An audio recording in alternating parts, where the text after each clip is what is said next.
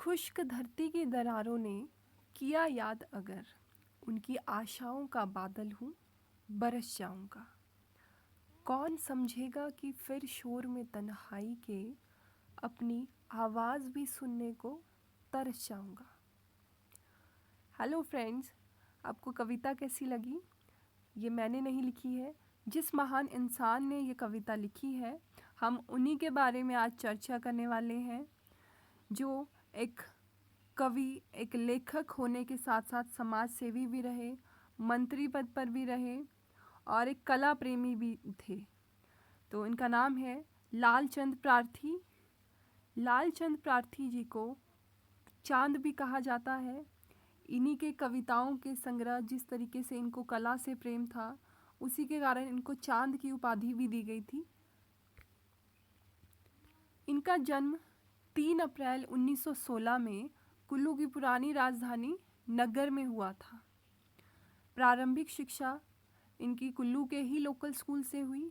उसके बाद उच्च शिक्षा के लिए ये लाहौर चले गए और वहाँ से आयुर्वेद में इन्होंने 1934 में ग्रेजुएशन जो है वो पूरी की। ये आप देख सकते हैं लालचंद प्रार्थी जी। इसके अलावा इनका जो भारतीय स्वतंत्रता संग्राम में योगदान जो है वो काफ़ी योगदान रहा। 1942 में जब भारत छोड़ो आंदोलन की शुरुआत हुई, उसमें इन्होंने बढ़ चढ़कर भाग लिया।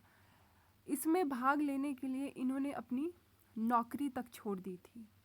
जब हमारा देश आज़ाद हुआ तो 1952 में पहली बार विधानसभा में जो है ये चुने गए। उसके बाद 1962 में फिर से चुने गए और 1967 में कुल्लू से मंत्री के रूप में प्रथम व्यक्ति ये थे जिनको मंत्री के रूप में चुना गया था, फ्रॉम कुल्लू डिस्ट्रिक्ट। लेखक के रूप में इन्होंने काफ़ी प्रसिद्धि जो है वो हासिल की है। इनकी एक किताब है कुलूत देश की कहानी, जो कुल्लू के इतिहास के बारे में बयां करती है। वो काफ़ी ज़्यादा प्रसिद्ध किताब है। इसके अलावा और भी इन्होंने बहुत सी किताबें लिखी हैं। 1940 में जब भारत में आज़ादी को पाने की भावना बढ़ चढ़कर बोल रही थी, तो इन्होंने एक बहुत फेमस गाना जो है ये लिखा था, हे भगवान दो वरदान काम देश के आऊँ में। इन्होंने बहुत सी किताबें लिखी थी ग्रामीण सुधारों के ऊपर और उन किताबों के प्रथम पन्ने के ऊपर ये गाना लिखा हुआ आता था, हे भगवान दो वरदान काम देश के आऊँ में। ये इतना पॉपुलर था कि स्कूल्स में, प्रार्थना सभा में भी इसको गाया जाता था। इसके अलावा बहुत से समाचार पत्रों में भी ये लिखा करते थे, जैसे कि डोगरा संदेश हो गया, कांगड़ा समाचार। कला प्रेमी थे, जैसा कि हमने पहले डिस्कस किया। इनको नृत्य का भी बहुत ज़्यादा शौक़ था, एक्टिंग का बहुत ज़्यादा शौक़ था। लाहौर में उस समय जो भी मूवीज़, कुछ एक मूवीज़ जो है उनमें इन्होंने एक्टिंग करी, जैसे कारवां जो मूवी है उसमें इन्होंने एक्टिंग की थी। पहाड़ी संस्कृति के उत्थान के लिए इन्होंने काफ़ी काम किया। उर्दू शायरी में काफ़ी बड़े स्कॉलर थे। इनकी जो पोएम थी वजूद ओ अदम, ये इनकी मृत्यु के बाद 1983 में पब्लिश की गई थी। इनकी मृत्यु 1982 में हुई थी।